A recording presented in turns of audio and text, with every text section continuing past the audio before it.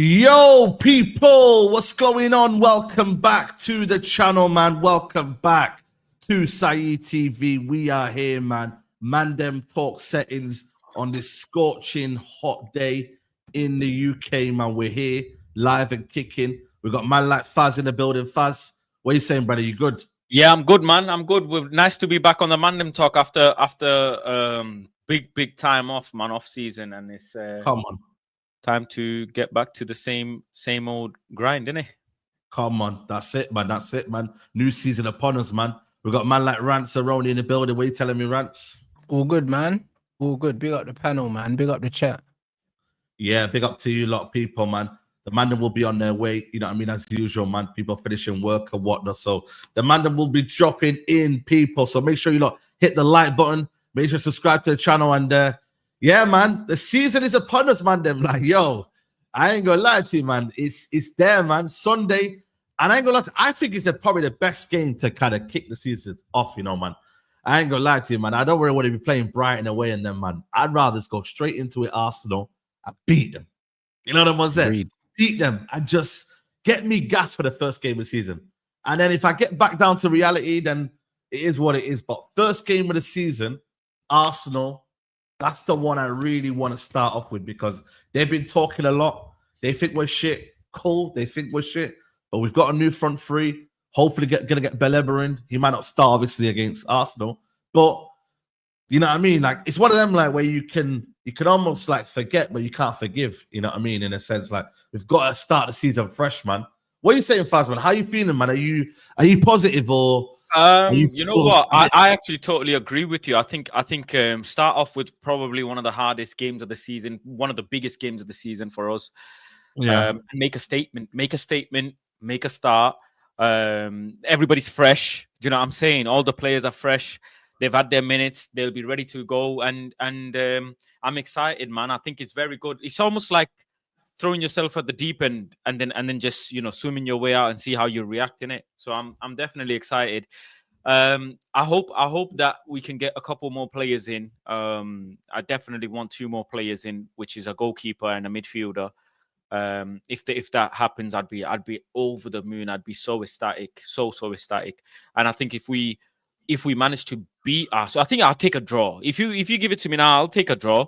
But if we beat Arsenal, that would be what a statement start. It would just break the internet. Right. First week of the season, Victor Glycogen, you know, it'd be fantastic. And I think this week is the hottest week, isn't it?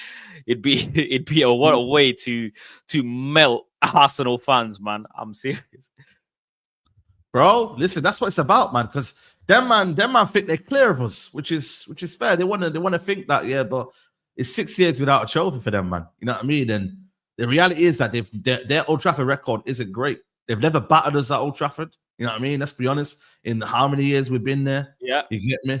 Like they haven't battered us, bro. And I think with Amorim, bro, he needs a first W, man. Amorim needs that first win to make even the most Amorim outers feel like they're optimistic this season. You know what I'm saying? Like they need to feel like, yo, everyone, we're all together now. It's a fresh team. What happened last year? I hear it. I fucked up. You get me, like, man. But this season, I'm here to make things right. He needs to have that level of energy, bro. Not we come into after the game, guys. We need to suffer. We need to suffer. You know what I mean? You know, but I don't want to be hearing that, bro. Oh, I don't want to be hearing no suffering, G. Oh, you know what I mean, bro? This year needs to be the year of growth, elevation. You know what I mean? And prosperity. You know what I'm saying, bro? I need to be hearing them kind of words, man. Not suffering. You feel me? Like them words. Enjoyment. Enjoyment. You know what I mean, bro? Like enjoy. Like you're settled now in money. You know what I mean? You know the areas now. You know what roads are busy. You know what I mean? You know where the supermarkets are. You know what I mean? I've been hearing he's out there in Lidl and that chilling. Like I've been told, man, that he's enjoying himself now, man. So it's like now he needs to like feel like he's a Man United manager now. There ain't no feeling sorry for yourself. You should be knowing who's the better players. You should be knowing the league now. Like really and truly, he needs to be knowing the league. He needs to be knowing that midfield is a problem and we need to fix that. Like he should be knowing everything now. Like he's actually made it clear as well. Like I'm glad I came in now. He said it out there openly. Don't forget though, Saeed. Don't forget Victor's his guy as well. Do you know what I'm saying? Gyökeres is his guy, so he's already got the data on him. He already knows how he plays. Yeah. What to look out for. What to watch out for. So I think Man United shouldn't be a shock to the manager and to the system. Like, you know what I'm saying? How he's gonna perform. That's his own player. So I don't want to hear no suffering talk, bro, at all. We've done the suffering. The people who caused the suffering, they have left as well. Yeah, we've gutted the squad. So allow all of that, bro. Straight to business for sure.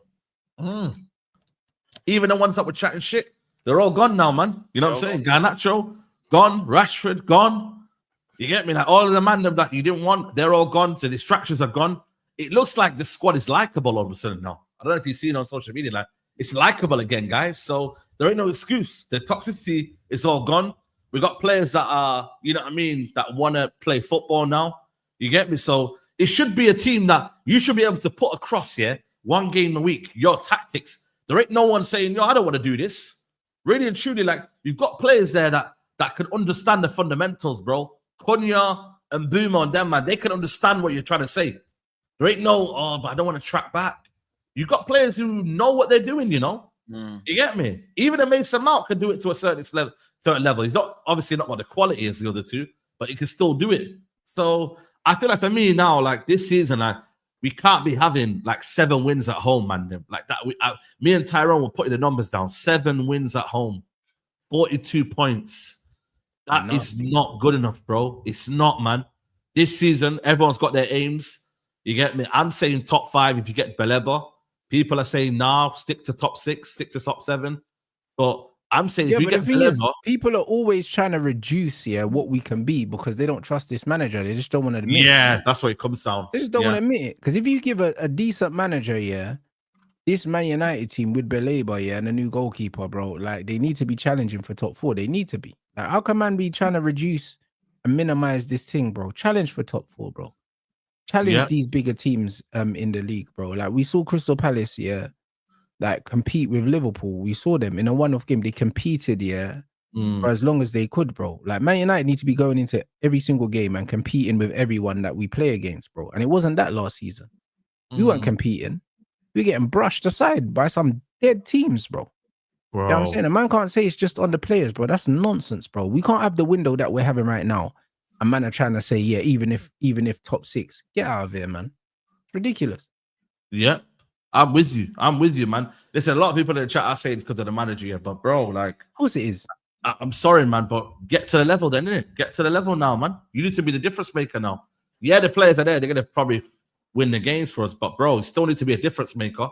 because there's going to be certain times where we need to know how to anticipate certain games. You know, how to go from a top 6 game to a game away from home, difficult environment, difficult conditions. You know what I mean? And you got to adapt, man. You get me? And right now, this season, you know what I mean? Like, everyone's standards should be high. I'm sick of this sympathy. You know what I mean? Oh, but we're still adjusting. It's time. Like, bro, you ain't got no time, man. When I'm seeing teams now that are getting it, that they're trying to be on our level, really and truly. Like, we shouldn't be saying to a Brighton, yo, what you want? Like, that man should be coming 2-3 years in a row to our ground and just beating us.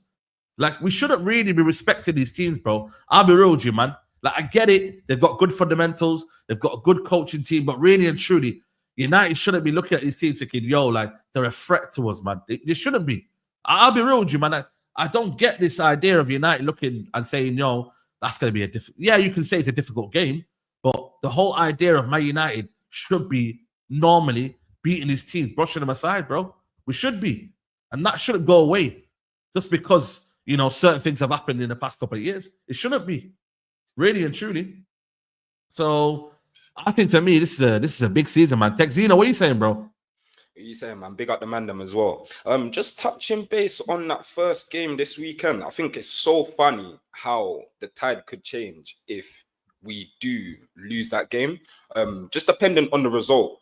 Obviously, we already know United fans are very reactionary, Yeah. But I feel like Sunday's game is bigger than what everyone thinks, because if we get battered by Arsenal at home, first game of the season, new team, new vibe in the air, as you said, all the positivity on social media, etc., bro. If we lose, I'm telling you, every tears. There's going to be plenty of tears. However, if we win, then that's going to be a positive vibe throughout the whole team for the next game, innit? It's one game a week. We shouldn't have too many different things to worry about, innit? This system, clearly, you need endurance to play this system, especially with the fullbacks. We're having one game a week. We've nearly got an advantage over our competitors who are meant to be the top 6, etc., Does that make sense? So there's no excuse for Amorim. But obviously, what happens to Handy Mandy when you give him his tools? Things are meant to work, right? So he's finally got his tools. There's no more excuses. He's allowed to get the players that he wanted out. You saw PR Rashford out there today saying he's happy. Nothing's changing at United. Amorim needs to make him hold smoke for certain of those comments. But at the same time, I rate Rashford because I think a few of those comments were like from the heart. It looked like it was a fan. He was speaking from a fan's point of view as well as obviously a professional footballer, innit? Because he was saying a lot of things that we say on these platforms, if that makes any sense. So big up Rashford for actually doing that and being truthful in that interview, because it could have been PR Rashi. That's the truth, innit? It could have been PR Rashi. So big him up for obviously being honest and that. But I think this week, boy, the result's much more important than what people think, brother. Swear down. Yeah, I'm with you, man. Like, it's massively, man. And for me, at home, Arsenal, you know what I mean? I think the one thing for me will be is that midfield battle, innit? You know what I mean? Who he pairs up with the likes of Rice and Zubimendi and Odegaard, because I can see them running around us, man, if we don't really have discipline in midfield, bro. That's why it's about picking the right midfield balance as well. Do we play a mid block and say, you know what? Because last year, what we did well, though, we let them have the ball, and they're a boring team, man. Yeah, we're going to do the same thing again. Yeah, I'm not worried about the midfield. Yeah. I'm not worried about the midfield. We'll bypass that, bro. We don't care about the midfield. Manager don't care about the midfield. Yeah, they like to have the ball in it. And what we did last year was we actually just said, you know what, you can have the ball and we hit you in transition. This time now, it's not a case of Garnacho and Hojlund in transition now. It's a Mbeumo and Cunha. Exactly. You know what I mean, bro? And you give them guys a chance, bro. It's a different game now, man. And that's what I'm excited for. I ain't gonna lie to you, man. Yes, we still have problems, but bro, we should be winning more football games with these men in the team, bro. As simple as that. It's as simple as that, man. We should be winning more games with them, man, in the team. Life's still going to be hard because we got Bruno Fernandes in the team. Yeah. So that's just how it's going to be. But we should definitely be outscoring teams, or we should be creating better chances and putting more chances away because of Šeško, Mbeumo and Cunha. That's really it. But make no mistake, the build up and certain parts of the game it's gonna still be tough and still gonna be the same what we've seen every season. It is Bruno Fernandes, that's just what it is. So it's just what it is. There's no two ways about it. That's why I'm so desperate for Man United to buy some midfielders so we can phase Bruno Fernandes out. Do you know what I'm saying? They can't really the manager isn't really going to play Kobe Mino over Bruno Fernandes as well, is he? So yeah, but according to many people, he's a world-class midfielder. His stats are higher than Xavi's, Iniesta's, Zidane's, all of these people. His numbers clearly differing from plenty footballers. Who's Isco Alacon when you see Bruno Fernandes? Them man are ballers. So I mean, he has to start in the squad according to many people. He has to start in the squad. I'm resigned. A lot of money for the brother, but either way, when you look at our system, it should be enough to beat Arsenal, bro. Like when you look at the way that they play, if we're sitting back like we're gonna sit back, Arsenal like to get the ball into them wide areas and feed the ball into the box. Do you know what I'm saying? You got your 2v1. You got your 2v1 there on Saka, bro. You've got that. You've got your Ahmad and Mbumo, if he's brave enough to start Ahmad as a wing back. If he starts Dallo and Dorgu, I'll fucking lose my mind. And I have a feeling that he might try and start Dallo, just to be more defensive. I have a feeling he might do it, a sneaky feeling, I hope that I'm wrong. I hope. You know what I'm saying? Bro. But go for Ahmad in that wing back position, because it gives us more going forward, innit? But you've got the way you're supposed to defend in that shape is you've got your 2v1 overload. You've got your wide centre back and you've also got your wing back. They should be able to double up on the wide players. If we stop them wide players from really influencing the game, you kill their attack. Yeah, facts. That's what you do. You kill it, bro. You know what I'm saying? You stop Saka from cutting inside and drifting that back post cross that he likes. And Martinelli can't cross the road, so we're not really worried about that. Do you know what I'm saying? So we just need to see in it. I'm assuming they're going to start him instead of Madueke. Yeah. Now they will. Nullify the wide areas and just stay nice and compact centrally. And then we only got to really worry about set pieces, innit? In transition, we've got way more than they've got. That's why I'm confident that we can do them something. Because in transition, I think we've got way more X Factor players that no matter how the game's going, they can just turn up and do something, innit? Yeah. Like that front five should be devastating, no man. Like when you deep it, is there a better when you look at that front five though, Dorgu, Ahmad, and Mbumo, Konya, Sesko, like crazy. Man, this on paper is great. Deep it though, it's mad, bro. That's a mad front five, And I ain't gonna lie to you, like you get a good attacking manager, bro. That guy's eating, man. Facts. What Rand said is right though, about being compact, because I think that's my major concern about this team in defensive transition. I feel like it's 2-3 passes and you're through our midfield. Yeah, I know. You're through the second and final third. It's so easy. It's 2-3 passes. You're in United's back line within 20 seconds or so. So I think if we could compact the spaces, nullify the spaces between the midfield, defense line, and that space between between the back line and that midfield space, if we can close that up and make sure the team's in perfect shape, then we'll be fine. We'll murder them on the transition.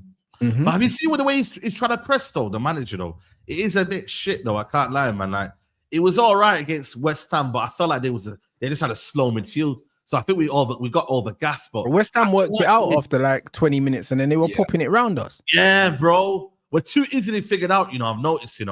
We are too easily figured out, and I don't like that, bro. I really, really don't like that. But the way our press is right now, big up to Leon in the building. The way our press is, I don't like it at all, because like you said there, like 1, 2, 3 passes and they're in. Yeah. And all of a sudden, you've got everyone forward, and then it's, bro, one pass in and they're gone. And then it's a case of, that defense is almost on the back foot then. And then everyone starts blaming, look how rubbish Lenny Yoro is, or this. Brother, if you've got 3-4 man attacking you and they're dangerous, what they do, but you're always going to look a bit uncomfortable. Of course, but we allow too many 1v1 duels, bro. We allow too many 1v1 duels to happen. Again, what Rant said, if we can double up, and it should be easier in this formation, because usually if you're playing like a 4-4-2, for example, or 4-3-3, it's usually the winger and the fullback who are doubling up on their dangerous man. So how on earth can we not find a way to make our left centre half or our right centre half double up with the wing back? It should be pretty similar, especially on the wing back starting positions.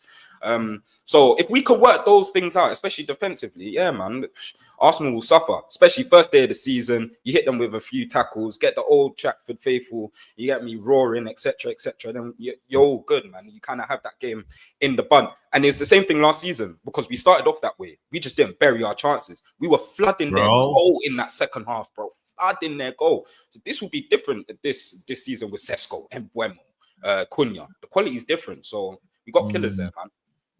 I don't think he starts Sesko, you know. Something tells me I think he ain't gonna start him now. Cunha starts up front and Bruno starts in the 10 for me. Yeah, 100. But if Xerxes is half fit, I start Xerxes, man. Because you know why? I like Cunha on the left, man. It's a long season, man. It's a long season for me. I know, man, but like, bro, they rushed him back for the final, and that's why he hasn't been fit for pre-season, bro. Like, they shouldn't have rushed him back for the final. I think they need to just let Xerxes recover at the right pace, bro. Like, we've got enough depth. We can even use Ahmad in the 10 if we need to. We don't need to rush him back, bro. Like, it's a long season. Yeah. But I'm just saying, like, I what Cunha is about is on that left hand side and driving with the ball. No, I agree. I prefer him in that half space to up front. I think it isolates him. It takes too much out of his game. I think Mason Mount starts up front this Sunday, guys. No, I don't think he starts up front. I think he starts on the left. I think he may start. Why is he starting? He liked him. He liked him in the league just for the press. Just for the press. He wants him just for the press. Why is he starting? Honestly. Hold on. I ain't gonna lie to you, Fuzz. I ain't gonna lie to you, but he's been playing well this season. Lie to me. Number 7, man. He's number 7, bro. Fuzz, I ain't gonna lie to you, man. He's had a decent preseason, you know. Couldn't give a toss. Nah, bro, I'm telling you now. What the hell? Yeah, I'm not trying to see Mason Mount. Yeah, Saeed on a dream, man. No, I'm being serious. I'm trying to be objective, yeah. No, I'll be real with you. Mason Mount on the left 10, yeah. No, I'm saying this is what I'm doing. I'm playing them Boomer on the right 10, Mason Mount left 10, and then Cunha up front. Oh my God! That's what I'm doing. Remove yourself. That's why I'm just letting you know, yeah. Right now, what I'm seeing, yeah, with Mason Mount, yeah, bro, you know me. I don't rate Mason Mount, but he can make better decisions around better players. Garnacho and them man can't do that. So therefore, I'm letting you know that at least with Mason Mount, yeah, all he has to do for me, basics. Pop off the ball into Boom on Cunha. So, or if it's to Dorgu, he can do the basic. You've seen it with the couple of preseason games. He's played the ball first time into space, and again, it's basic. But we're praising the basics. That's a basic move, but we don't get basics. The chat's telling you to remove yourself. Yeah, no, bro. Do you know what it is? He can do it. He just don't show for the ball, though, Mason Mount, man. That's another thing, though. He acts very shy. He hides behind defensive midfielders, and bro, I hate playing with footballers like that, bro. Just show for the ball, apply yourself. Show for the ball, So I think that's the issue. Who would you rather have then? I don't get Faz. Who would you rather have in the left 10 then? I would have listen, Cunha for me and Mbeumo, or even Ahmad on the right hand side and play Cunha in the middle, or Mbeumo in the middle, and play Cunha on the left. Your boy Dalot in the team. I see. No. Man, we know where this is going, isn't it? No. Yeah. It's to bring Dalot in the team. This is what I'm saying, guys, man. I haven't got an agenda. I'm just trying to make a balance. This guy's saying, yo, how can I fit Dalot in the team? You know what I mean? Man, fitting Dalot. Brother, your boy ain't playing this season. Your boy's benched this season, bro. Obrigado. Take your time. Relax. Take your time, bro. On the bench. I don't have any thingy, man. Honestly, I don't have any agendas or X, Y, and Z. I'll be honest. I really don't. I really don't. I'm just saying, just to fit who we need to fit in. That's all it is. I just don't see Mason Mount as a starting player. He comes off the bench, and you know what? Fair play to him. He does a little bit off the bench, but that don't mean he can be starting the first game against Arsenal. I'll be deadly honest, bro. Nah, I'm not trying to hear all that. No, I can see Ugarte and Kobe in midfield with Bruno in the 10 and Mbeumo and Cunha. I could see that. You think Kobe starts? Well, you think Kobe starts? I'll be surprised. Yeah, I think he likes Kobe with Ugarte. Don't you think he'll do Cass and Ugarte? I don't think like, bro, he's been using Cass less, and there's been rumors that they're still open to letting Cass go, bro. Yeah, I feel like yeah. I feel like they're trying to phase Casemiro out. Say that again. So what you're saying, Kobe Nugate. Okay. It's interesting. And Man. what? Dorgu Ahmad. It better be Dorgu Ahmad. Do you know what I'm saying? If Ahmad don't start and he starts Dallo, but I could see him starting Dallo for the defensive.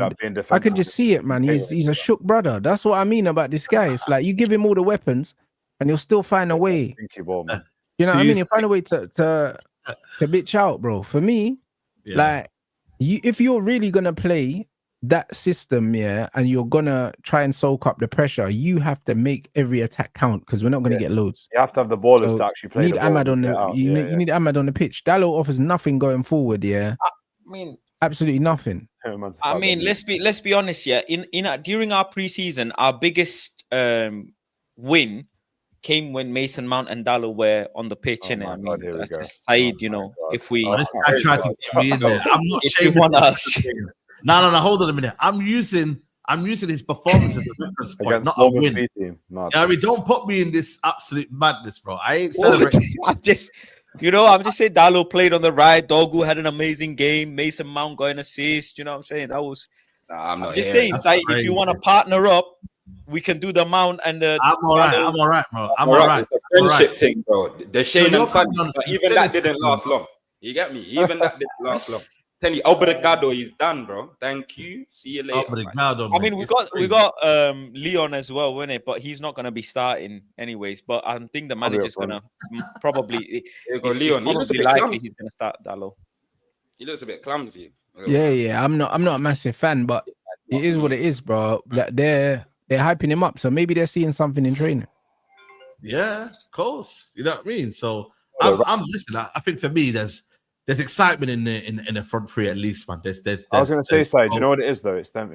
If you're gonna do the thing in midfield, like Rance was saying, and you're gonna put Bruno in that 10 and blah blah blah, you do have the wing backs are gonna be key to the system. As soon as you change them wing backs around, that's when you decide whether you're defensive or not. If he decides to do the Arsenal soak up pressure thing, we're just gonna lose that 2-0 and it's gonna look stinky. Yeah, facts. It's gonna look shit. Let's be real now. Do you know what I mean? You gotta just attack it, bro, and then people are gonna start saying heaven and fucking like Euro the shit and all this. Yeah, exactly. Managers put them under pressure. So exactly, man, 100%, bro.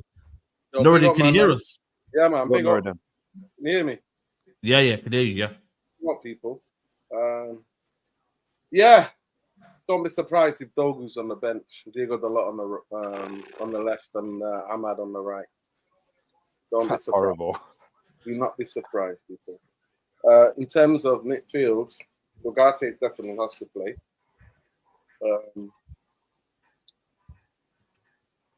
Because we're playing against 3 in there, and I think the wing backs have to tuck in.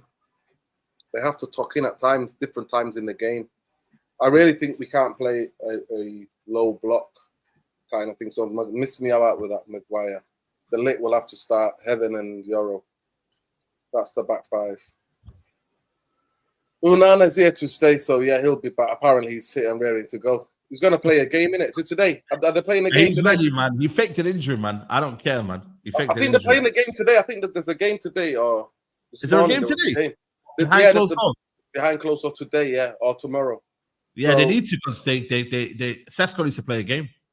With Onana, it's one of them. If we get Baleba, I can take one more season. I already said that. I could take that for this season. One more season. If you can get Baleba in and he somehow finds a way to call him up and that, and you know what I mean, and sort out a deal, I can stomach one more year, bro. It is what it is. The caliber of goalkeepers now in the league. You know what I mean? I've seen Chelsea with Sanchez. It is what it is, bro. What about the Well, this is why I question about all the Norridin, one sec. Is they've not planned the transfer properly. Is the Turkish shoot staying or is he getting off? Yeah, he's staying. No, he's staying. Yeah. Listen, we're still not sold them. We can't get rid of any players. And to me, the fishing trick was to panic buying it. Their version of the Woodward and all them. And Merta and all them. It's their panic buy. So I'm not, and this Baleba business, and I don't believe it. I have to see it to believe it. I don't actually believe any of this. I think it's genuine. I got hyped last week. I got hyped. Why do you want to wear the shades, man? Don't worry, man. No. I got hyped. But the more I looked into this, nah. And I'm not seeing Man United. I think he's worth 120 million, but that's me because I think we had scrubs like Maguire and fucking Anthony, and people like fucking Mason Mount. And then Saeed, honestly, need your head checking. Mason Mount starting. You not remember in one of the big games of last season? Where was he? What did he do in that final? Yeah, when but again, that was ahead of rubbish players. But my thing is, I think listen, the biggest thing is going to be in the game is going to be midfield. They've got 3. They're clicking. Norgard is going to be a danger guy. It's going to be a very interesting game. But one thing we need to do is we cannot concede early. That is a must. Manchester United cannot concede early because what we have to do is psychologically keep ourselves in the game and keep the fans in the game. And then our record at Old Trafford is there for everybody to see. So that's the biggest thing. But if we concede early, it's good night Vienna, mate. Like you said, 2 free passes, and we haven't got anybody who's going to stand up to anything in it.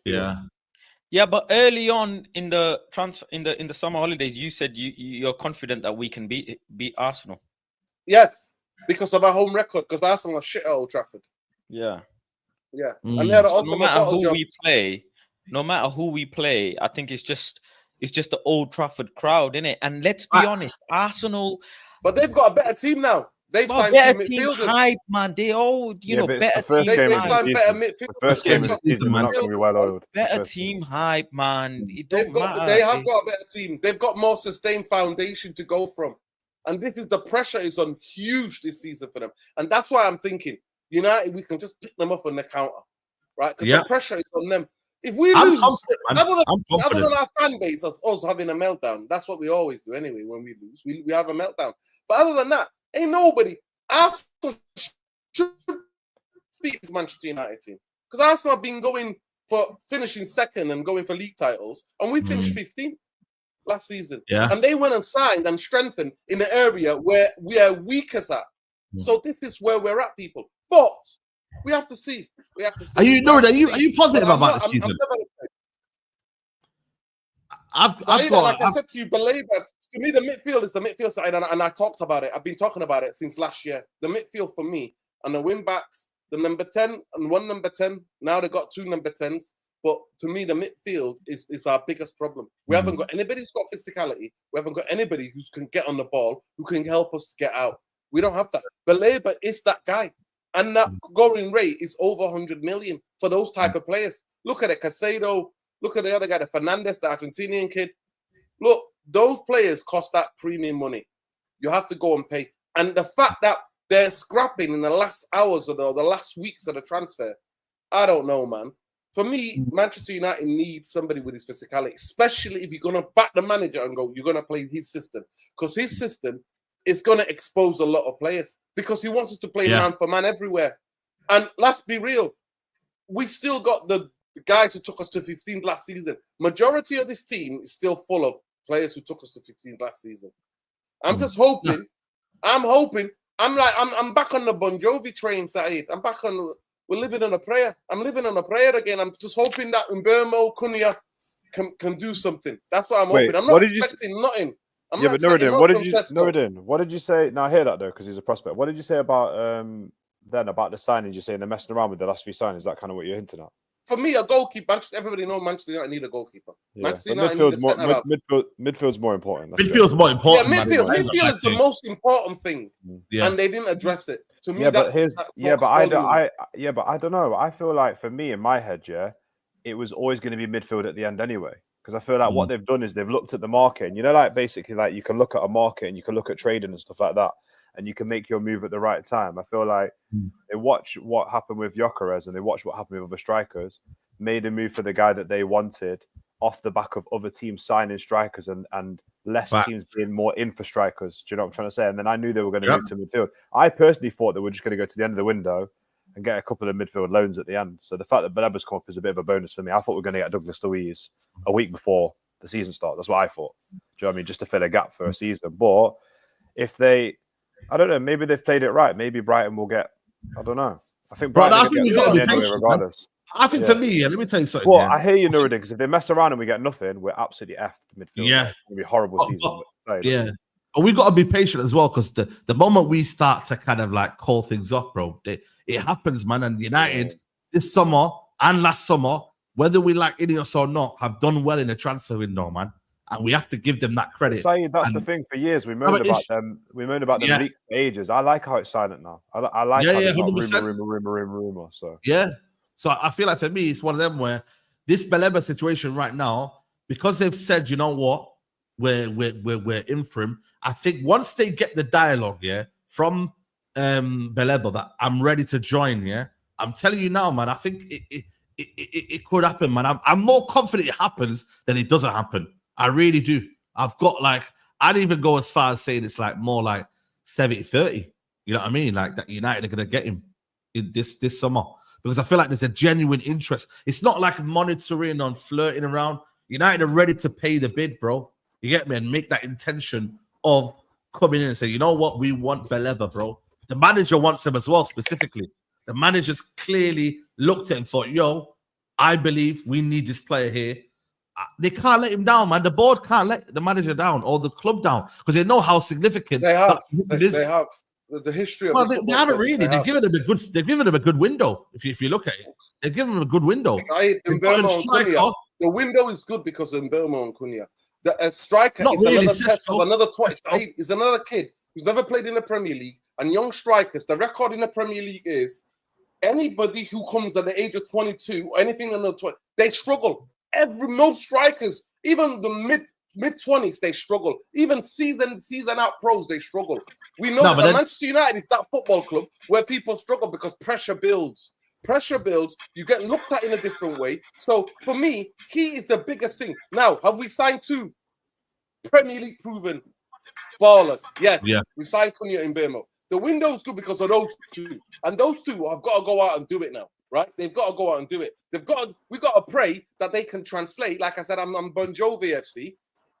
Living on a prayer, those 2 can do. If they do quarter of or even third of what they were doing last season, then you think you're going to get more creativity and more goals up that pitch. But Sesko, I'm not falling for this hype. No, I'm not saying but that's okay. We're not relying on Sesko. We're not relying on Sesko. Who's coming in? But we're not relying on Sesko. That's why I don't mind this Sesko. I don't mind the Sesko signing for the simple fact that we're not reliant on him because they've brought 2 other players that are going to play either side of him that we can rely on. They're Premier League proven, so there's not the same pressure on him. To me, and he's not wearing the number 9 shirt either. And even though people say, "Oh, yeah, it's only a shirt number," bro, no, it matters. So that means we're not relying on my man week in, week out, bro. He's a young guy, bro. Like if he's struggling a little bit, you can play Cunha up there. Do you know what I'm saying? Like you don't have to start this guy every single week, bro. I like the way that they've done it. And if they bring in Baleba, Premier League proven. So is what it is. If they bring in the Belgium goalkeeper, he's not Prem proven. Do you know what I'm saying? So as long as you're bringing in quality players around the Prem proven players, bro, like that's it. I'm not really too fussed in it. I'm not a massive fan of Sesko, but I've seen them in Mbeumo crosses and I've seen Sesko in the air, and I think we might have something. Is he that good in the air though? Yeah, he is, man. I've watched it. I think that's the only thing that I fully yeah, he's 6'5". How can you not? Bro, don't do this. No, but he's 6'5", but he can but not only is he 6'5", but he's got a leap, and also he directs the ball well. There's a lot of guys that are tall, but they can't direct the ball. Like he can actually head the ball. Yes. That's what I said before, and that's what I thought with him. But after reviewing him, boy, that guy can leap, bro. He doesn't jump, he levitates. You get me? Trust me. If you know, you know. If you know, you know. Watch his TikTok, people, man. Now, real talk, man. I ain't gonna lie to you, man. Like, listen, the same way you say Le Mans, Norton. Well, he's probably proven he's young, so I can. He's got great stats, though. Yeah, great stats, though. So I think for me, when you've got the stability behind him, that's where I think Le Mans was not going to be a number 1 for Manchester United. He wasn't coming in to replace Onana. But he's got to be the number 1. Why would I want him to be number 1? Manchester United was scouting 2 different. So they went and tried a cheeky little loan move for Martinez to get Onana out. That failed. Villa knocked it back. And then they went and then obviously scouted Lemons. And they want to bring Lemons to kind of get used to. Is that a good thing? Is that a good thing, though? No, but listen, some teams do that. Some teams do, and then they think when a number 1 that they don't fancy, once he makes the mistakes and his form goes up, you throw the other guy in, and you bring in competition. It'll be up to Lemons to basically prove that he's going to be the one who's the number one. So that is what is going to happen. But for me personally, Baleba takes his transfer window to another thing because that's a crucial position. If you want to stay up with the top four, if you've got any ambitions as a football club that want to stay, that is a key position in the spine. Key position is so it's not just the position, Nuruddin, it's the right player as well, bro. Because if we brought in a player for that position, but it wasn't the right player, do you know what I mean? A lot of us, our expectations were potentially Douglas Luiz and Palhinha, bro. That was, but that's the level of midfielder we thought we was going to be looking at, and they've gone straight past all of that, and they're looking at the best possible option in the league, bro. So they deserve credit for that. Baleba of Manchester United in the last 10 years have not signed any player who can come anywhere close to the level of quality or potential that kid has. So that's what I'm talking about. It is a generational signing if they get it over the line. And I think he would help. I still think we're going to get exposed in certain times because of the manager way he plays and how certain players still don't fit and how you try to put round holes and squares and that around Bruno Fernandes. He's still going to be the problem. Because if Baleba comes and him and Bruno play in midfield, Bruno's going to vacate and leave him. That's what's going to happen. Yeah. And he's going to be exposed. And regardless how good Baleba is, he's not playing. He'll be left alone with three guys sometimes in the midfield. Yeah. So Baleba's tenacious himself. He loves to tackle all around the park. He likes to tackle all around. He's in a sitter, He's in a sitter. He can go. That's why having Kobe next to him would be a bit more ideally kind of almost complimenting him. You know what I mean? Because Kobe will just try and say, you know what, give me the ball. I'll dictate. I'll do whatever I need to do. Like, come on then. You know what I mean? You can't get the ball off Kobe, man. Kobe's hard to get the ball off, really. The biggest thing that is Baleba is the exact type of player that would alleviate this issue of the midfield being vacating. I actually saw something yesterday. He's one of the fittest players in the Premier League. The clubs, they do testing and he's one of the fittest players in his position compared to all the other players' testing stats. We need that level of fitness, we need and I think he's got that Kante mobility, but on the ball, exactly that, bro. And I think he learns a lot from Casemiro still being at the club, about the league, Agreed. About a high level game reading, and that helps massively. And I want to see a team where we can have ball carriers next to ball carriers and ball protectors, because you expect Kobe Mino to do a job that he doesn't specialize in. And now that the system's changed and the manager doesn't really play Kobe Mino a lot, we know that he's so good at protecting the ball. Having him next to Baleba would just alleviate the issue of losing the ball so much. We're not gonna get caught off if we control the game. Do you know what I'm saying? Yeah. The manager, to be fair, this coach is not win the ball quicker. We're not gonna be getting ran through in midfield if we press effectively and win the ball and protect the ball further up the pitch and play a good high line where our defenders can play further up on the pitch.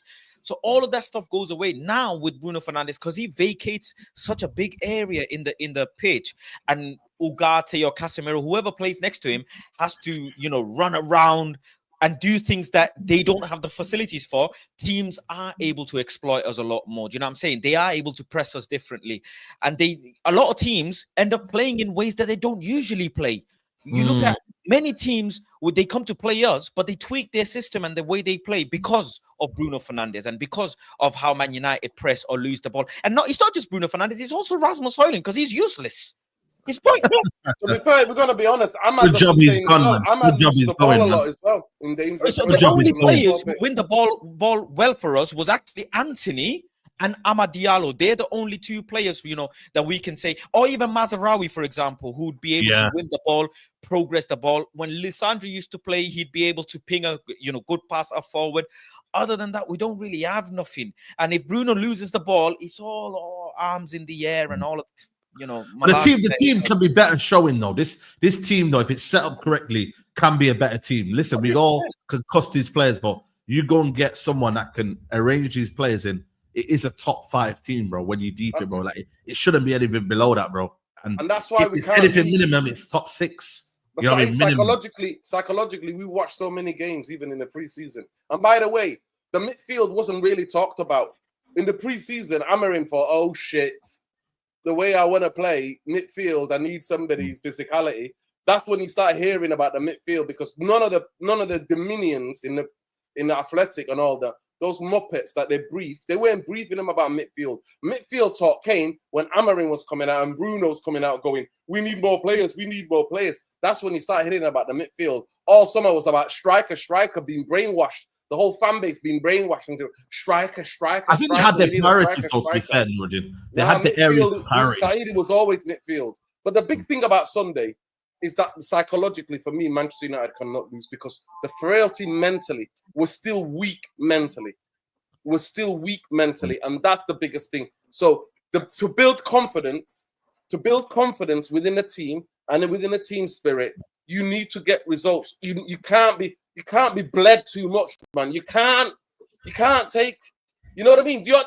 People in football, it's about trusting what you trust in the coach, yourself, your teammates. And if you lose a big game, you know the headlines it creates. That dinks the confidence. You're seeing it with Chelsea now. Yeah. Chelsea. They're winning trophies, bro. The confidence is there now, bro. Do you know what I'm saying? A few of their fans were doubting Maresco when they were going through that bad run in the season. Do you know what I mean? And now everyone's firmly saying, you know what, fair enough. Do you know what I mean? Because winning shuts people up, bro. It does. Facts. And this is what I told for me on Sunday, we can't afford to lose. We have to stay, for me, even if it means we might abandon the way we play just to get a point on the board and build confidence. Then you go into the next game, think, okay, we're gonna go for the free. I don't 100% agree, you know, because all I know is that I know about Manchester United frailties, bro. I hear it though. I hear it. You know what it is? The frailties is laid bare. Jordan's got so much PTSD, man.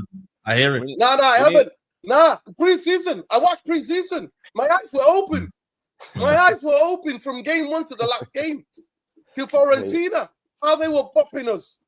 Let's be real, people. I just think we're in a position now, where you find out really what Ineos are on, really. Like, it's all good giving us a couple of signings and getting the fans giddy, but let's be honest, this is a full operation, You have to deliver in the chair. They have to deliver at the top. The manager has to deliver and the players have to deliver. So as far as I'm concerned, if the manager can't get the right system with these players and produce better than last season, considerably better, that means you need to win five, I think 6 he's more got 10 games, Leon. See, this is the thing, Ranch, That's why these men are still on fraud watch for me, because if they decide to try and say to me, we believe in him and we're just going to give him a bit more time. No, I don't believe in none of it. I don't believe they're going to do that. And the reason why I don't believe that is, that wouldn't be consistent with their behavior right now. If you look at the players that they're buying players for now. Do you know what I'm saying? Like, they're not buying players for 2 years' time and putting them on 8-year deals and shit. They're buying man for now, innit? When Mbumo, Cunha, remember at the beginning when Ineos took over, they would say now they're going to target young players and do all this. Cunha's is at the highest level he's been at now. Cunha and Mbumo are in their prime right now. Do you know what I mean? Šeško, is what, 22? So as an attacker, 2 clubs though. Yes, exactly. So as an attacker, this is prime Šeško now. This ain't Šeško 3 years ago or nothing like that. And he's played in multiple different countries and so on and so forth. Like, this guy, he's not a baby. Like, when Rasmus came in, it was a bit different because Rasmus come in after being a bit part player somewhere else. Do you know what I mean? He's been the main guy the last couple clubs he's been at. Do you know what I mean? So, like, there's going to be none of that babying with him as well. And if they go and get Baleba as well, he's been one of the main pieces to the puzzle at Brighton. Do you know what I'm saying? Like, these guys are guys that are ready to put in work right now. So what? If you bring in players, look at that, 100 career goals for Šeško already at 22 years old. What are you confident that if the manager don't deliver, they just? That means nothing to me, bro. I have to be. You know why, Leon? The reason why I have to be is because you do not spend all of the money that these guys spend, and show all of that intent to then just be okay with failing, bro. Do you get what I'm saying? Like, I genuinely believe from what they said about Ten Hag, and why they didn't sack him, I think the same applied to Ruben Amorim. I think the reason why they didn't sack him in the summer is because they wanted to give him this window. Okay. And the same with Ten Hag. They were like, yo, Ten Hag was saying, yo, it's not my players. The club wasn't run properly before. He was giving bare excuses. So they said, all right, cool. We're not going to sack you now. We're going to give you the players and then we'll see how you start. And as soon as he didn't start well, they pulled the trigger on his clock. Do you know what I'm saying? And I think it'll be the same with Ruben. If he don't start well after how he finished, and he knows he's lucky to still be here because he said it himself. He said no other big club as a manager lost that many games and still kept their job. He knows. So if he don't start well, they are pulling the trigger on his clock. They have to. They have to, yeah. You know what? 10 games is fair. 10 games is fair. That would give him until November. 10 games. That's fair, you know. That's fair. 10 games is fair. So what? So what? He would have a whole 12 months. If Baleba signs, the pressure goes through the roof on Amorim. Yeah, you have to pressure increase. I think the pressure's already there. You don't shell out 100 million for man to be losing games every week. You're mad. Yeah. That's what I'm saying. You know what? You know what it is for, yeah?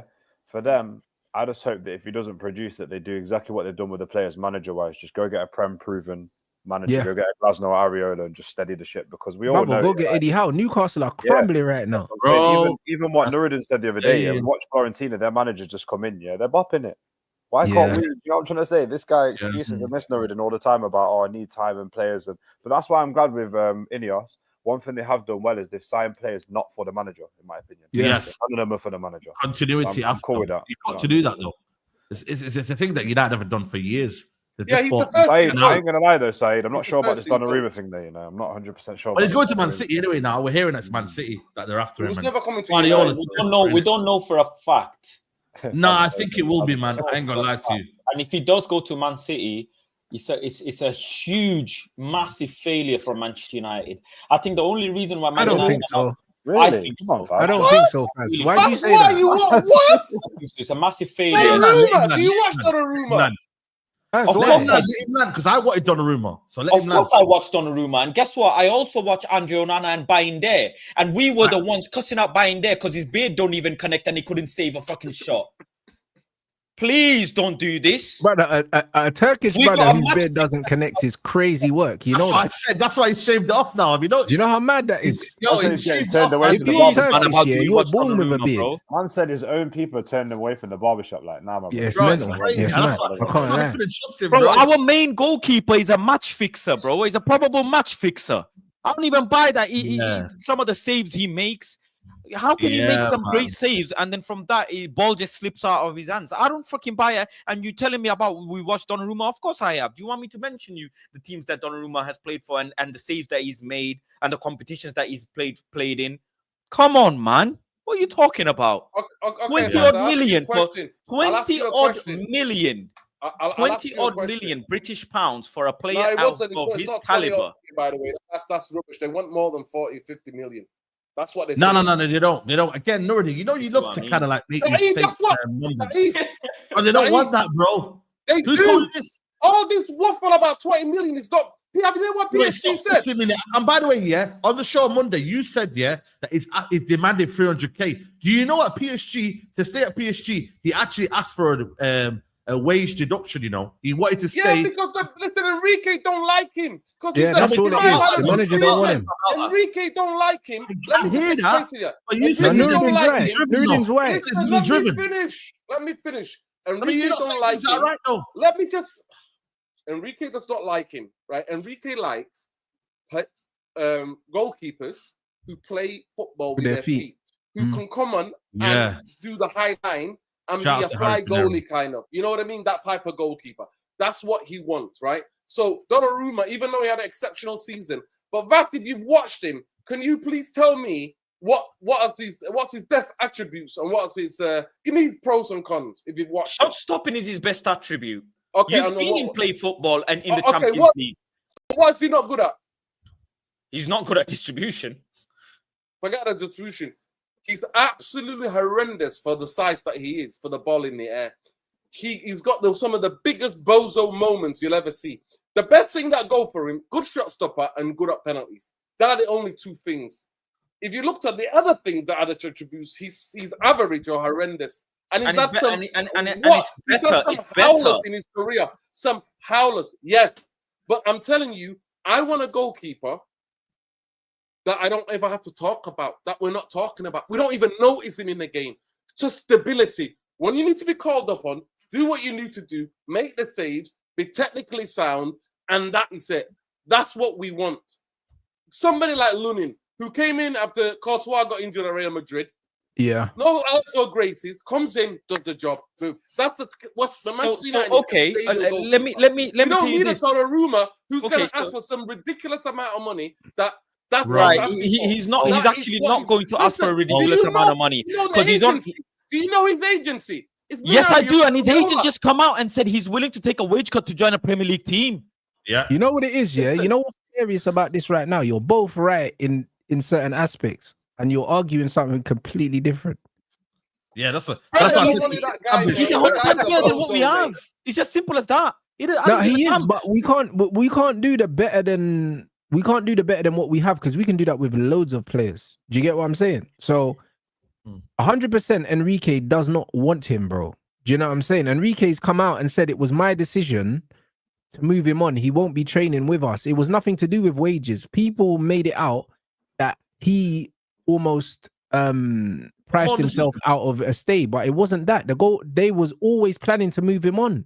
Yeah. Do you get what I'm saying? So It's a football decision. people are using that, this 300k and all this stuff. It's not real. No. It's not real, bro. Do you know what I'm saying? So, like, people need to understand he would have gone to Manchester United for, if we offered him what we gave the 195, I'm sure he would have taken it. But the thing is, like Nuruddin's saying, and I agree, I don't think it's a massive failure on Man United's part if they don't bring him in.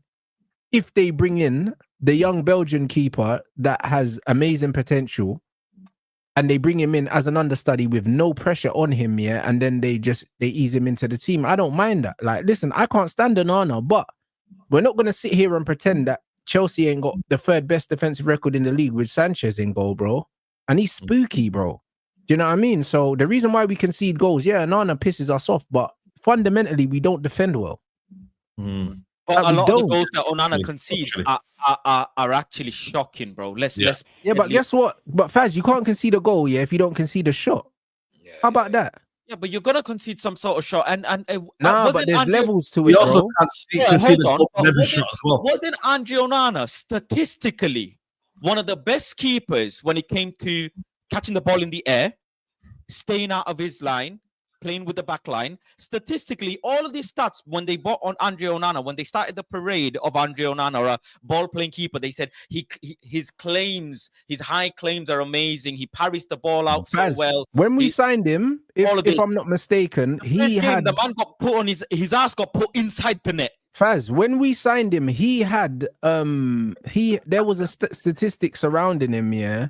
Something was it in the Champions League? He had the best save percentage or something like that. Probably because he was conceding a lot less shots than everyone else. Because Do you know what I'm saying? Because again, the structure in front of him was better. He was claiming crosses. He was claiming until we defend better structurally as a team, no matter who's in goal, we're going to be in trouble, bro. Like, we're going to be relying on David De Gea saves every week, bro. Like 15 saves in a game and that. Like, we don't want to be there.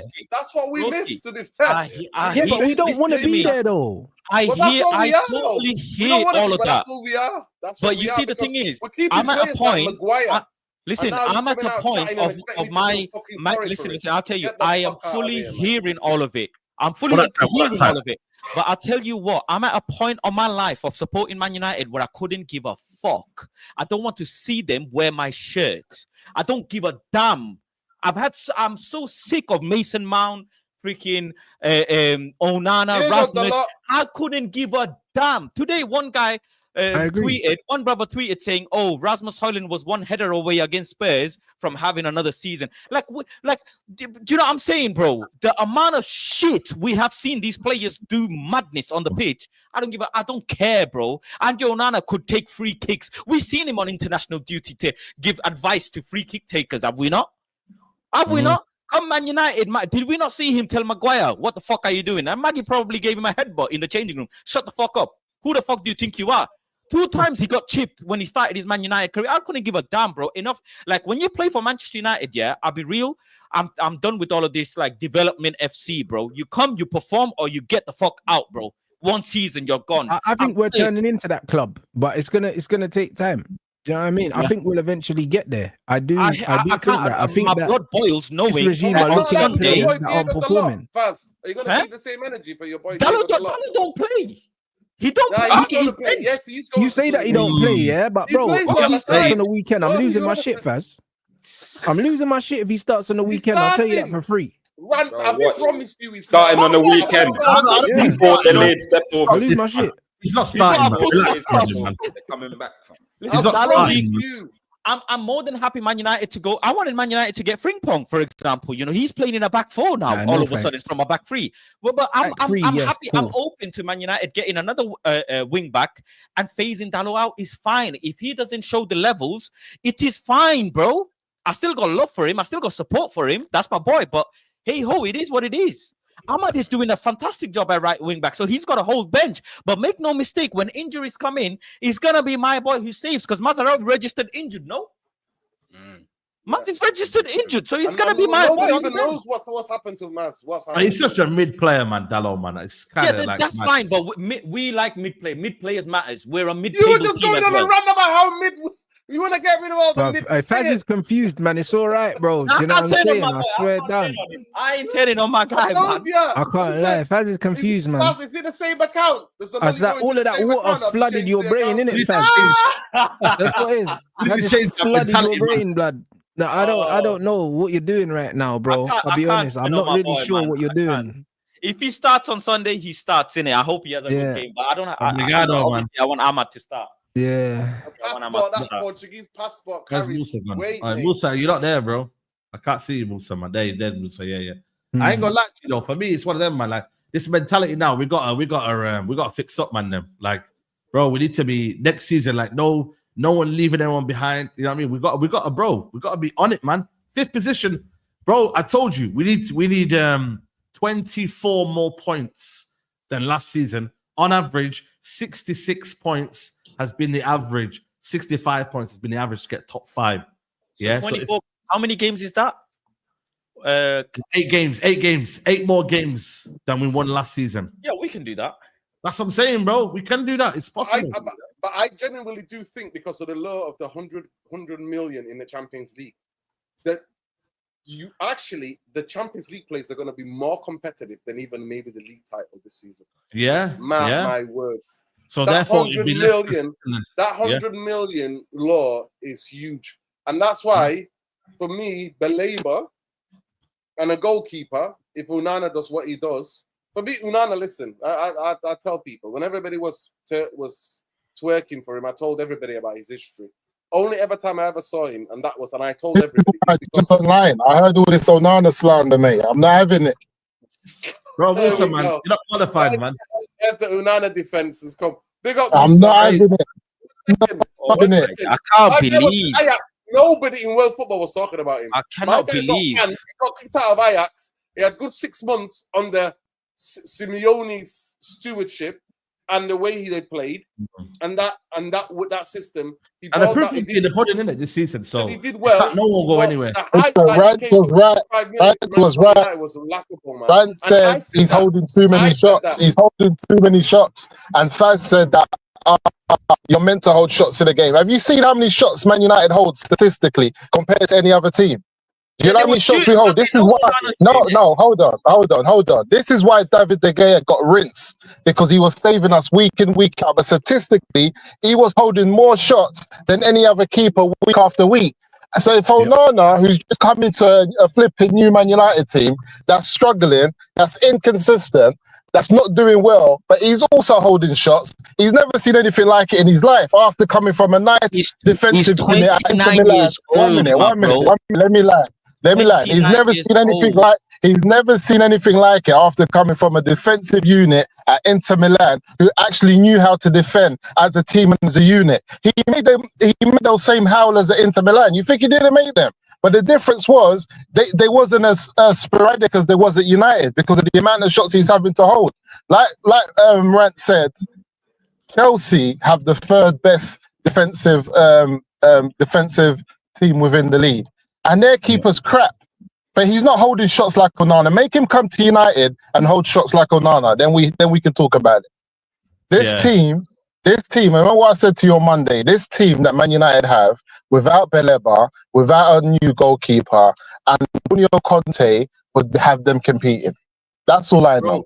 I don't want to hear anything else. You know the thing is, no, I don't want to hear anything else. I don't think Antonio you do. Conte I don't will care have if this you don't want to competing. hear it. I don't think you remember. You know why I'm the saying this? mistake You know why I'm you saying made. this? You didn't There's just no shot, way. you know? Listen, It's there's not no the way. shot, not about the There's no passing. 1 minute. There's no Not about the way you distribution. go and buy Sesko, Man.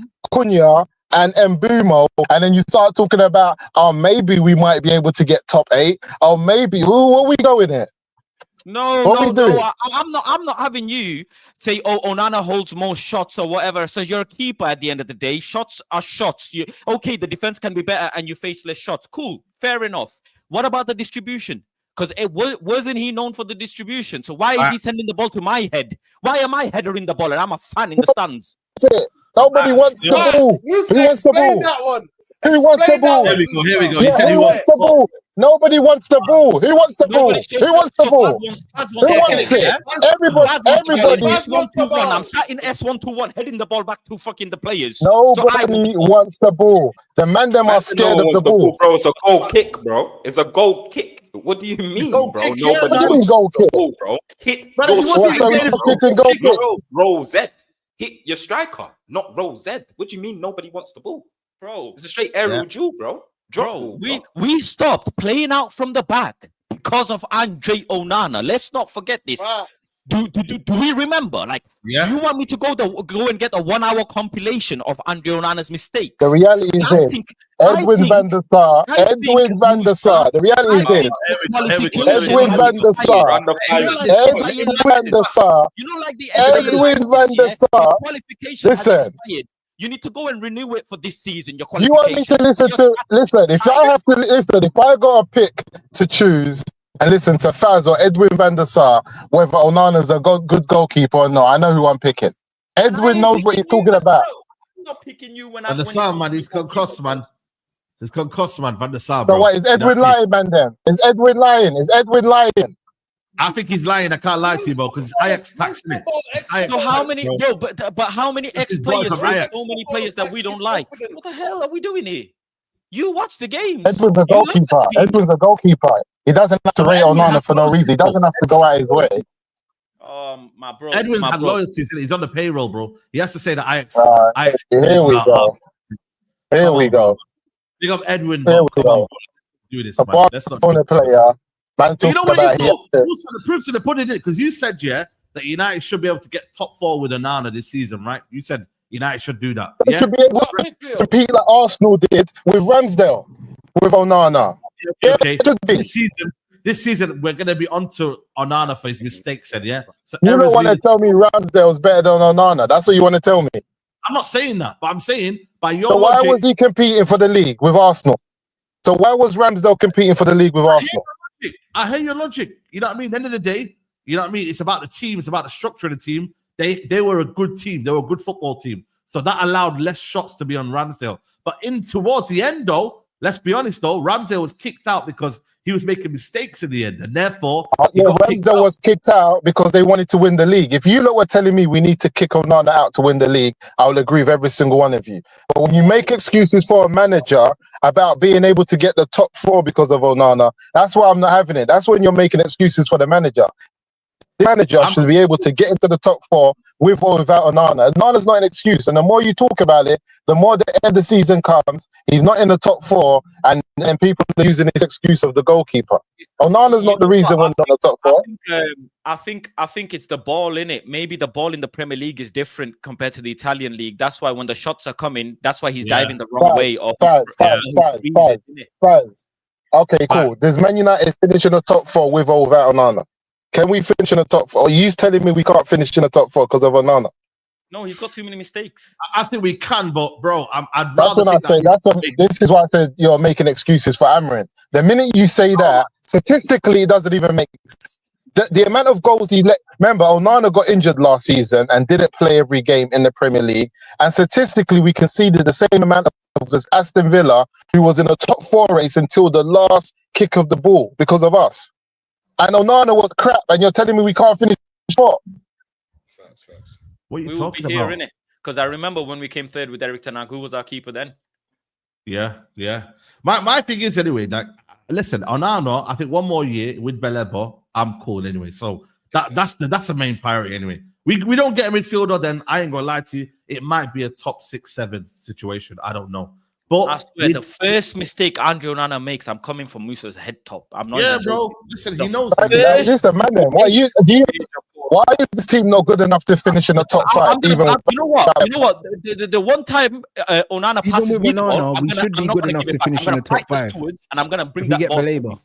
Yeah, Baleba, yeah. But even if we don't get Baleba, Mandem, yeah, with the manager being back the way he's been backed, yeah, with keeping this £100 million midfielder called Bruno Fernandes that he's kept at the club, why is he not finishing top 5? I don't get it.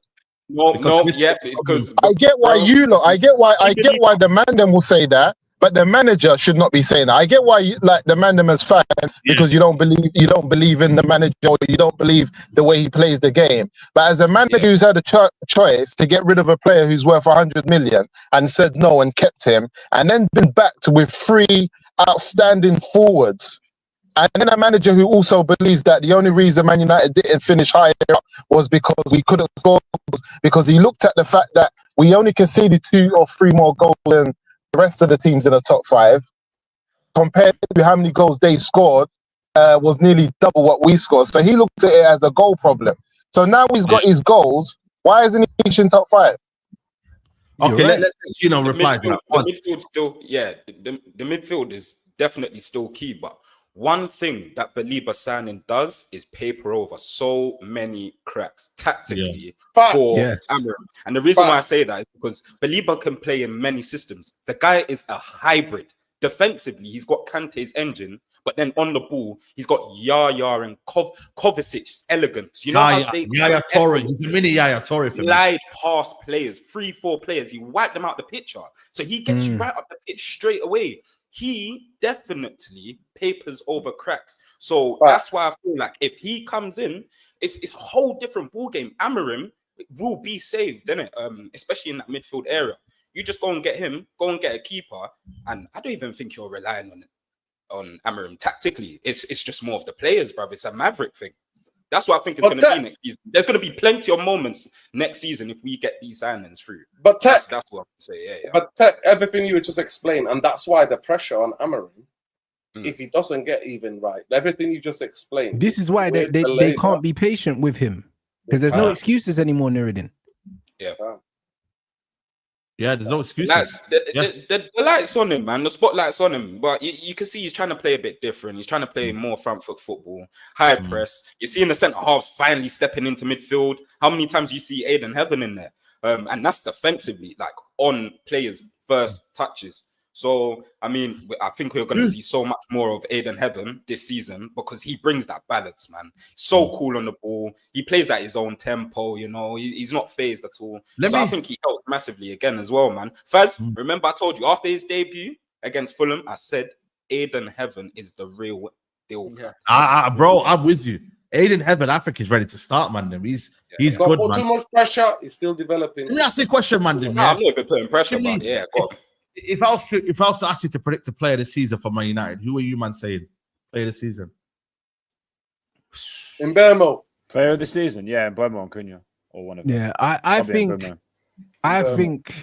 Cunha's attitude means he's going to be in the conversation, but Mbeumo, he's just so consistent, bro. I think his consistency is just going to drive him. He doesn't even have to have a great game. But then again, if we buy Baleba, he'll have loads of minimum 7 games. You know the ones, whereas Cunha will give us the 9, the 9s and the 9.5s and the 10 out of 10s. I don't think Mbeumo's going to give us a 10 out of 10. Do you know what I'm saying? I think if Ahmad stays fit, I'm going for Ahmad, especially after that hat-trick against Southampton. If this kid stays fit and he doesn't get those injuries that he normally gets and goes missing for about 5 games, Ahmad, I think consistently, for me, Ahmad I think he'll Yeah. be more of a functional Do you know player what? now. I agree his potential could be that, but I don't think the manager will manage him well enough to get Yeah, him. I No, think but I think even in he'll be more of a pre-season, functional Think player, of not fuck a around with leader. Ahmad I'm with you, but even in pre-season, he was the most dangerous player. He's goes pre-season. He's always ends up in that box. He just knows how to find himself where he needs to be. He ends up being like a 10 almost, so arriving late in the box. Yeah, And I just think he's just gonna, if he's consistent, I think he'll carry the team. I do, because as much as Mbeumo and Cunha have come, I think people underestimate what the shirt does and what a bad run does. But I think Ahmad's kind of fearless. Yeah, he's fearless. You know why I say it's Cunha, man? He's a maverick, innit? He wants to do things on his own. And that's why, for me, I'm going to be interested to see how Bruno and Cunha work, you know. I ain't going to lie to you. There might be a situation where I think Cunha's going to cuss him out. Yeah, I think there could be a little bit of a situation where Bruno can't be the main guy anymore. He's got to be able to allow Cunha to do all of the ball carrying. You know what I'm saying? So they've got to can't hug the ball. Bruno can't hug the ball. Pride is not going to allow that to happen, bro. Do you not see how Manchester United suffer when this guy is angry, bro? You don't want to angry Bruno Fernandes, bro. That ball is getting launched left, right. You know what? Wait. Let me ask it's got to be facilitated. It's got to be the Portugal Bruno this year. You see how he plays for Portugal? I need to see the Portugal Bruno. Yeah, because Portugal side, better players around other players, and they're going to tell him, what the fuck are you doing? Yeah, exactly. No, but that's what I'm saying to I you. think Cunha will give that to him, I think Cunha and Bruno. You don't need goals and assists from Bruno this year. It would be okay. It would be an advantage, but he's got to allow the Mbumos and Cunha, who have shown at their respective clubs, they're the facilitators, they're the creators. Allow them to get on the ball and express themselves. Because your job now has changed. You're a midfielder now. You've got to be able to be disciplined. You've got to be able to keep the ball, make it tidy. I think that's I agree, Saeed. I think that's a natural process. You got to think, when you've got like slight experience in the team like Bruno and Cunha have, and you've proven it in the Premier League, they're not youths, innit? So Bruno was like the leader last year, where all the youths, a few of them will be like, don't know if I can stand up to it. These man don't give a shit. These man don't care. You think them man are going to be like, let me wait on what Bruno does, or Bruno told me to do this. Them man are like, no. Them man are proven. They've dragged teams up to the table. They're not interested. Do you know what I mean? In fact, they've probably achieved more than what Bruno has as consistent Premier League players. You'd arguably say that with impact and stuff like that. So for me, I was going to say, sorry. No, you carry on. Go on. Now, I was just going to say, in pre-season, did you see any of this Bruno that you've just spoken about? Exactly. Both of you. Yes. This Bruno that you want. Not as much. Have you seen it? I haven't seen him do anything that he can for the Portugal side. He's just been doing the same old Bruno, trying to get in the final third. That's what I'm trying to say, though. It's got to change, though. That's what I'm saying, though. We've got to be able. That the manager's called him. But the manager said something in a game where he said, "Yo, Bruno's got to trust the rest of his teammates a little bit more." That's what I'm referring to. I just need to allow, because now you're not playing with Garnacho and them, man. He can't do that. He's not playing with Garnacho and them, man. So he's got to know that, Cunha and Mbeumo are levels above Garnacho and them, man. So trust them. Get the ball into feet as well. Even though people say Mbeumo's quick, the ball to his feet is better. He's got one of the best touches in the Premier League. You know that, man. And Mbeumo's first touch is ridiculous. Deadly. So we got to get the ball to the feet, bro. And then if the ball's going out long, it's got to be to Ahmad and Dogu. But Bruno's got to get the ball into feet, and then after that, the ball carrying ability and whatnot is there. I'm just praying for those goals. Look at the fast side to bend it, whipped into that near post. That's what I'm begging. That's what I saw last season. I saw that from Mbeumo, where he shapes from the left. He shapes. Got good players, man. We should be confident with this season, man. And that's what I'm. I know it. You saw it in preseason. FC. Yeah, you saw it in preseason. To be fair, at preseason, he was trying to connect war. They were trying to walk the ball in. And I didn't like that. I'm like, Mbeumo, listen, 20 yards out, bro. 20, 23, 24 yards out. I need you to do what you did, man. I need you to the move what got you here. Don't go away from all this tiki-taka. I don't need you to walk balls in. I disagree. Need you to bang the ball. I need you to get the ball. I need you in and around the box. I don't want to recycle the ball and it goes all the way back to the centre halves. I need you when you're there in a bit of space, because those two are better shooters than anybody we've got in our team. Anybody, those two. So I need them to do what they've done. If they do what they did for Brentford and Wolves, we're going to have a season. Plus Nuruddin as well. It's the way they shoot as well. When you look at players like Bruno, who kind of, you're looking for a worldie for it to go in. Yeah, the way these men shoot Elliot. is pretty safe. They're trying to place it, trying to snooker ball it. I just want to check something as well. Yeah, Faz, how are you feeling, man? We're going into the season. This could be the last season for Delo. This could be a very emotional time for you, my friend. Talk to me, man. What's going on? No problem, man. No problem. I hope Man United can bring in a player just as. His boy Garnacho's gone now, man. His boy Garnacho's gone. He didn't rate Garnacho like that, did he? That's how you watching the fan base. Are you watching the fan base? Are you like having a little giggle to yourself?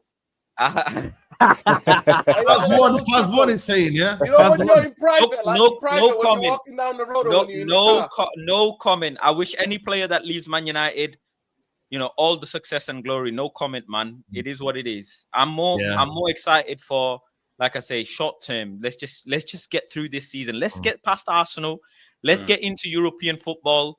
Let me go to some away games, enjoy Man United. Let's just enjoy the season, and then we'll go from there, man. If Man United are in for replacement, then cool. You know what I'm saying?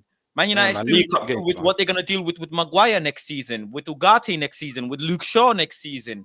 All of these players they got to replace. They got to replace Bayinde next season or Onana next season. So, of course, if Dalot is up for grabs by someone, let him go. Cool, no problem. No, we're going to make profit anyway. What was I going to say? Hojlund's going anyway. Hojlund's apparently accepted the AC Milan move, so that's good news. What? So he should be going soon. What are we saying? When do you reckon league position? What do you think is realistic? I think we're going to finish.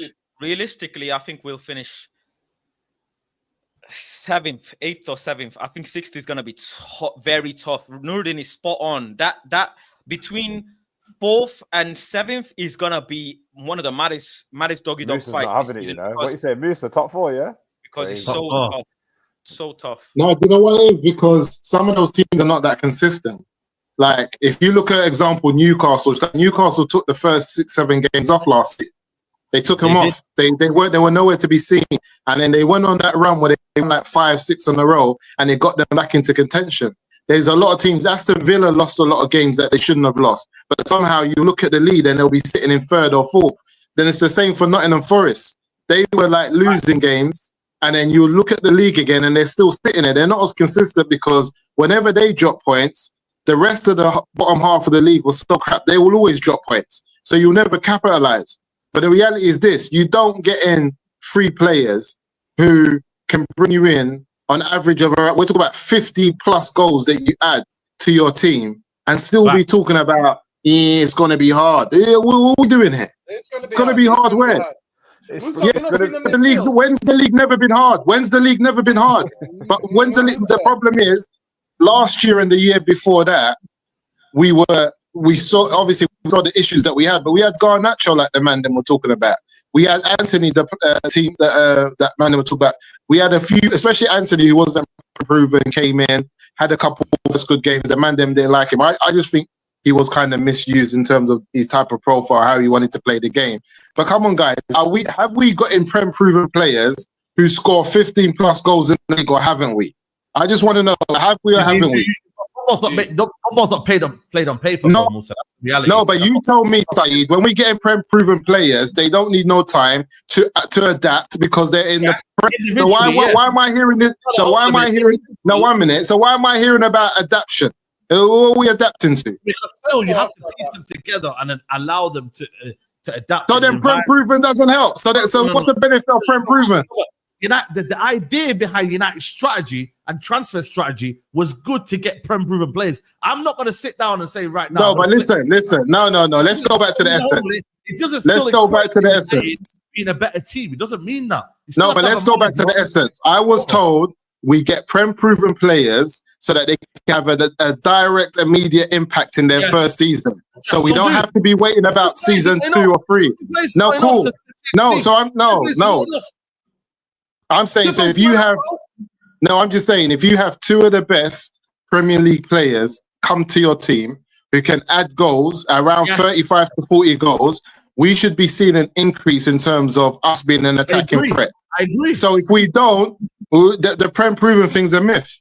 No, it's not a myth. It's not a myth because it still helps you to get to that top 5. But there still needs to be an extra percentage, either tactically. I'm saying if we only finish 8th, where we finished with Eric Ten Hag the season before, the Prem proven thing's a myth. No, I don't think it's a myth though. You're saying that if we bring these Cunha and BOMBA, we get an extra percentage of goals. United should go up the table. Yes or no? Yeah, but not back to where Eric Ten Hag finished in 8th. I'm not buying Cunha. Listen. No, Saeed. When Eric Ten Hag finished in 8th, it was failure. It was madness. Everybody knew that was failure. When he then was failing at the start of the new season, we brought Amorim in. Nobody in their wildest dreams believed Amorim would end up where he is. The fact, you know what happened yesterday? I nearly smashed everything in my house. I remembered we lost to Spurs in the flipping European final. I remembered yesterday. I was like, what?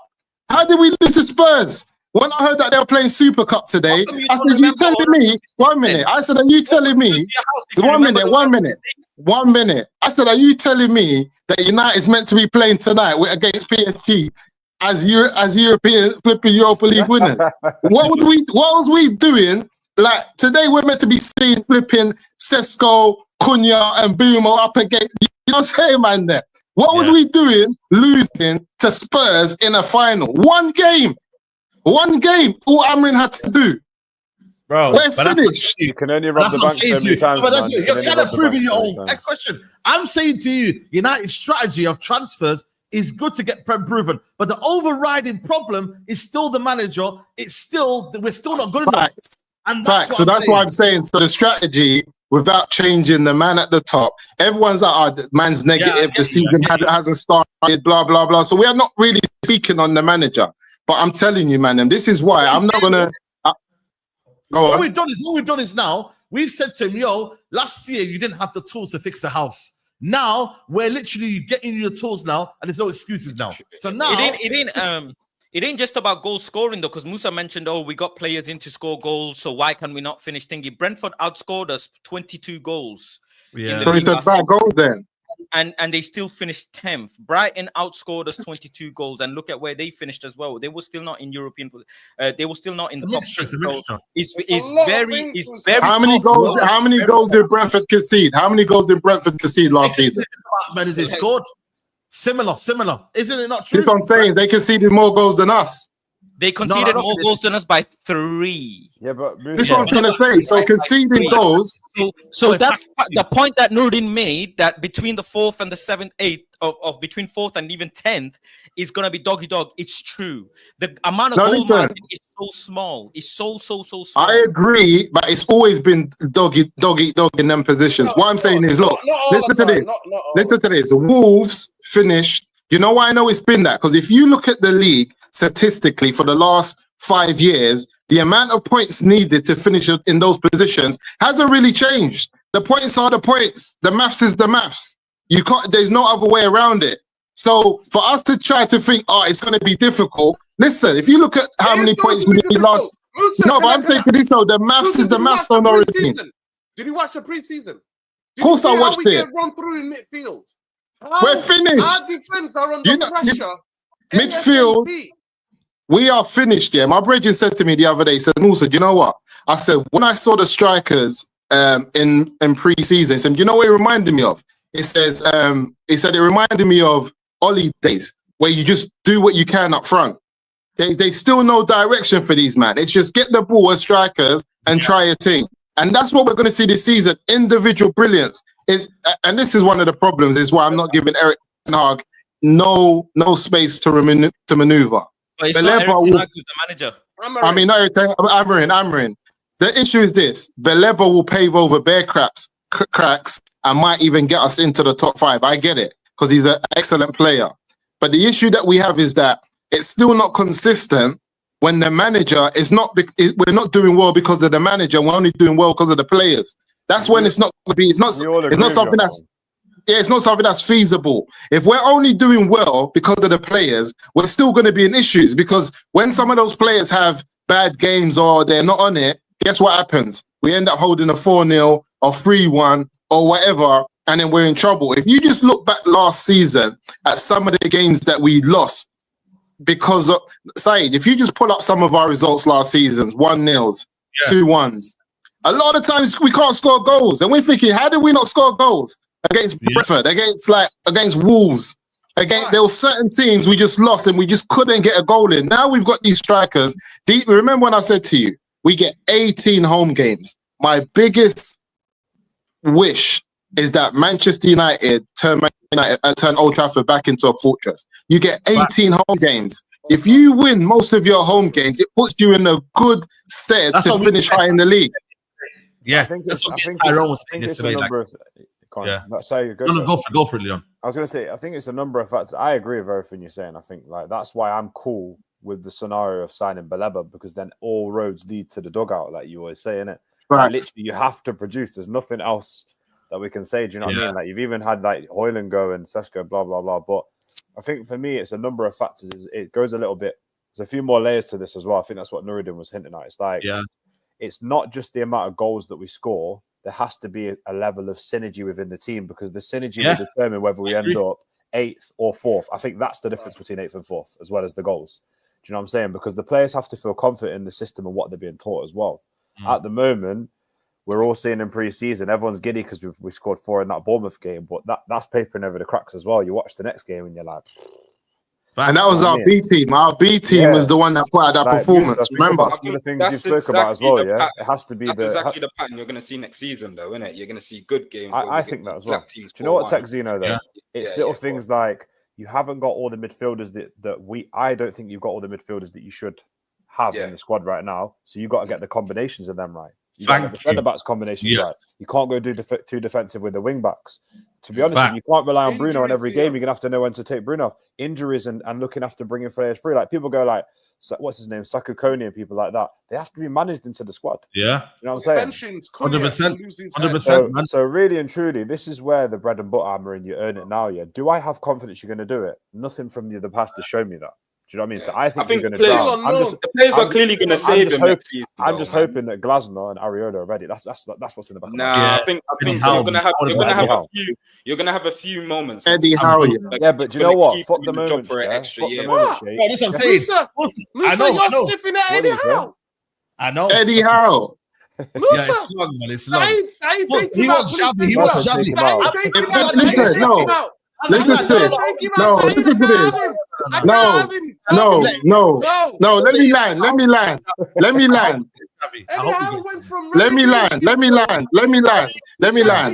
Okay, let me land. If Baleba is flipping Pep Guardiola in terms of the type of player that he is, who's Eddie Howe? What type of player would we be signing by signing Eddie Howe? Because I need you to sign a manager to the. Hold on a minute. Bruno Guimaraes, Isak, Tonali.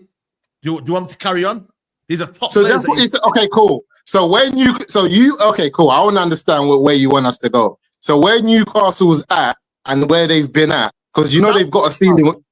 You've seen his ceiling. Eddie Howe's hit his ceiling. You've seen his ceiling, right? And you said the top 4's a target, though. Didn't you say? No, I said no. I didn't say it's a target. Nah, I didn't say it's a target. It's not a target. I said that's the minimum. Minimum. Right now, that's a target, though. No, it's a minimum. No, but I'm just trying to see. It's a minimum. So I want to understand. I want to understand. If I had to set my PA a task and I told them I want 10K a month minimum on this desk, minimum target, broski. You get it? No, that's what I'm saying. Yeah, I'm with you. So think about that now. Think about that tech now. So are you gonna get a man who just floats thereabouts? Sometimes he's bringing in an 8. 1 minute. So my man here, when you look at Elite, sometimes he brings in an 8K, 7.5K. Then sometimes he gets you a 10K. He's not always getting you a 10K, which is your minimum. That's equivalent to finishing 5th and 6th. I'm saying 4th minimum. Yeah, but you see me, I got nothing against Eddie Howe. I got nothing against Eddie Howe, but I've seen Eddie Howe's ceiling. His ceiling is top 4 finishing 4th.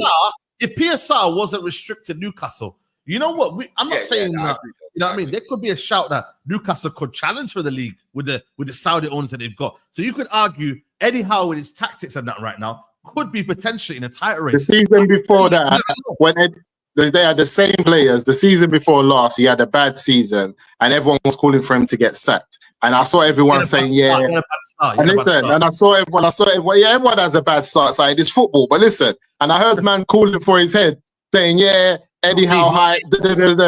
All I'm saying is this, man, I don't know who the guy is. I don't think it's about. I see the road you lot are going down. It's Xavi. It's Now, Xavi. of course it's Xavi. Of course it's Xavi. Who else is it? Xavi's the guy. Xavi's the guy, man. Xavi's the He guy. won the league in his first season. He done an Ernie Slot. He done an Ernie Slot. He won this league in his first season. What do you want from him?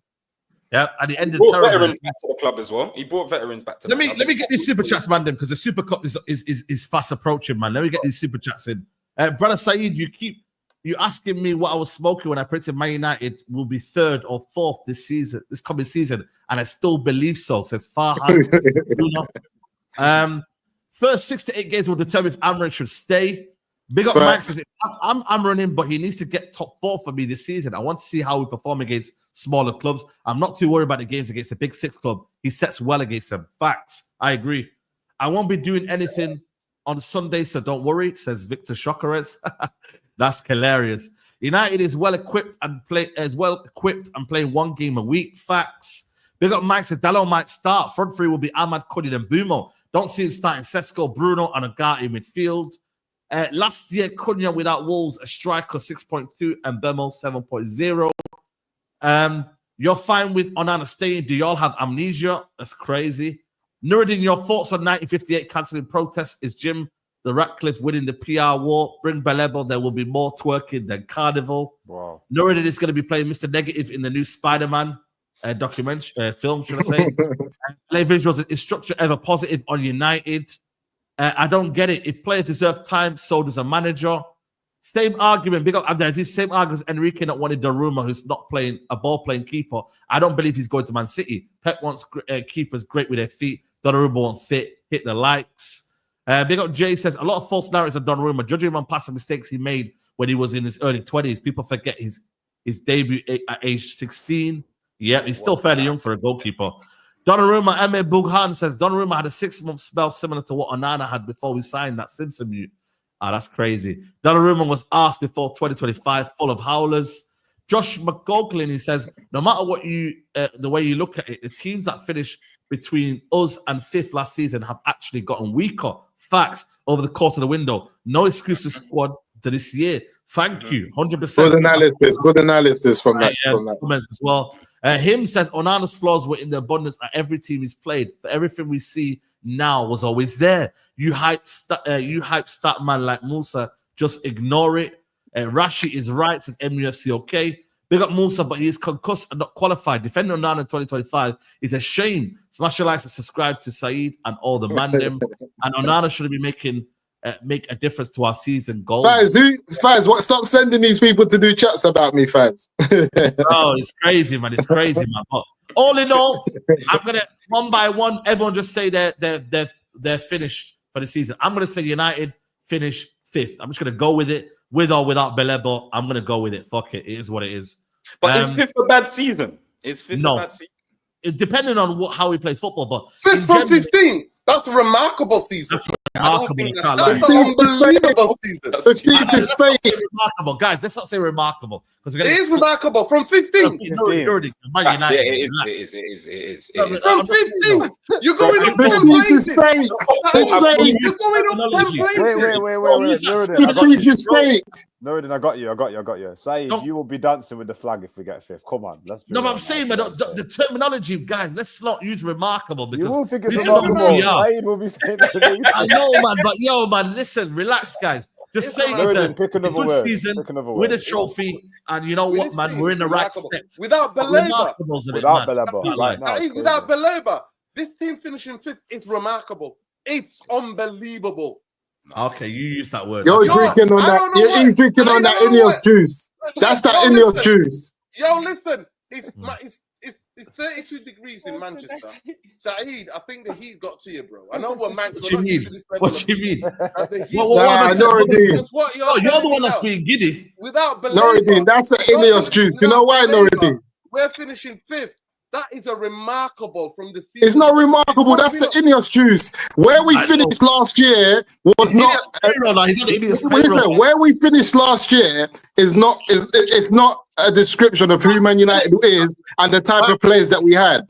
There are reasons for finishing 15th, but you can't look at Manchester United and be like, oh, they finished 15th, finishing 5th is remarkable. We couldn't win win last. 2 games in a row. Listen, that's why I said about there's reasons. You know how many games you have to win to finish 5th in the Premier League? Facts, bro. Facts. And where did we finish the season before? Last season.